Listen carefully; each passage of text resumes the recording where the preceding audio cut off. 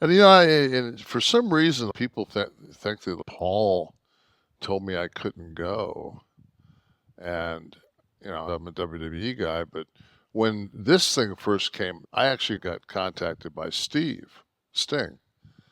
and he was telling me what he wanted to do, and then in that same breath, he said, "What can you do physicality wise?"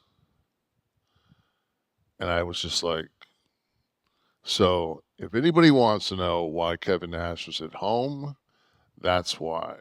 All right, so this is new information, Kevin. Yes. He asked me what I could do physicality wise. So you were going to be involved. That's the way I took it. And Right. the easiest thing to do, because once you get there, then you have to tell everybody else, Steamboat and everybody else is going to be involved in this thing. I'm not doing anything. So it becomes a situation of, and then on top of that, you've got people going through glass, and whether it's rigged glass or whether it's not. I talked to somebody that is a friend of mine that says that the shards of that glass, whether it was candy coated, safety, whatever, cut people that were in the crowd. And I think it was the one where Sting hit with his ass. Shattered and some people, so it's just like, and then all you need is somebody to get some kind of an injury. And I've been in the ring before when people have gotten injured, and I promise you they're not going to sue AEW. They're going to sue AEW and all the independent contractors that are involved in the match. So it was just easier for me. I didn't go to the match because I didn't want it. I was worried for Rick South, and I said, man, the last thing I want to do is see something happen to one of my friends. That was the same thing with this. Last thing I want to do is be in person and watch one of my friends get hurt. So it's just like I just stay at home, and and on top of all that, I didn't have a retirement match.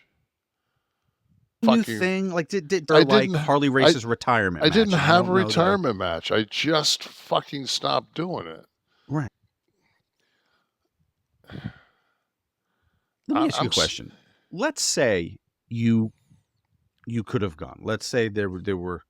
I could have gone. I mean, let's say emotionally you didn't worry about, being WWF guy, WWE guy, or whatever. I didn't go because I didn't want to go. I don't want to sit in a fucking arena with 18,000 fucking wrestling fans.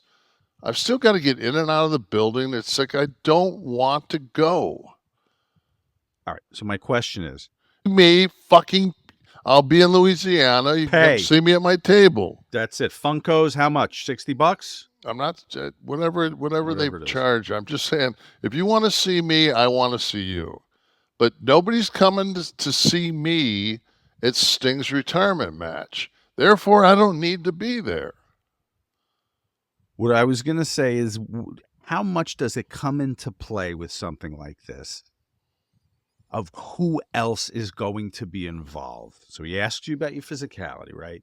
So then does a wrestler have to be concerned with, all right, who the fuck am I going to be in the ring with? Is it like, I know that I'm going to be in the risk number one, I'm going to be in the ring with the Young Bucks. Okay? They're both athletic as fuck. Mm-hmm. And I'm in pretty damn good shape, and I'm not. There's no fucking way if I'm getting involved, I'm not power bombing those two fuckers. Period. Well, you could say that. I'm going to power bomb them both. And now whose night is it? What Stings? Yeah. So why am I doing anything?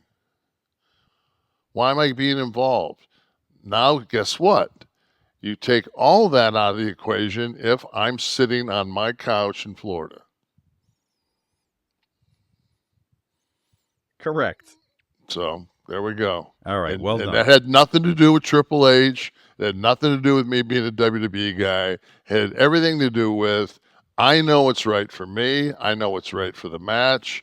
I know what's right for the evening, in my opinion.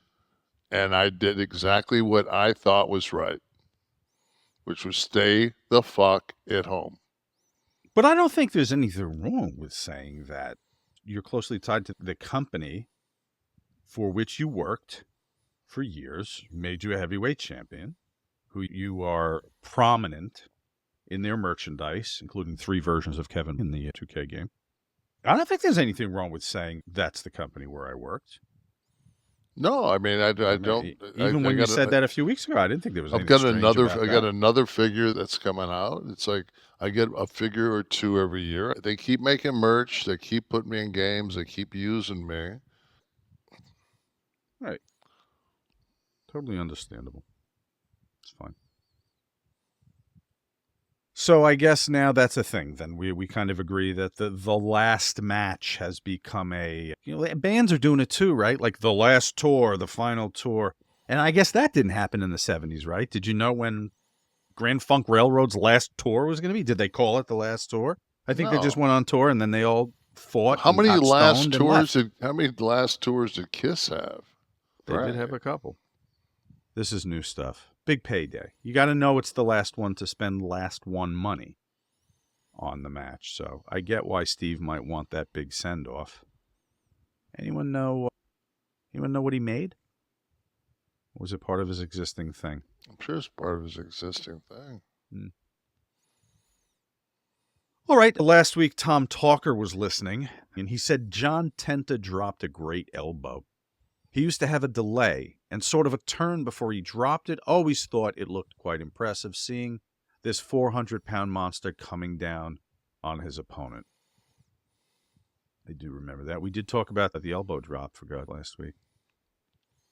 Practically a wrestling podcast. This week we're going to do the arm drag.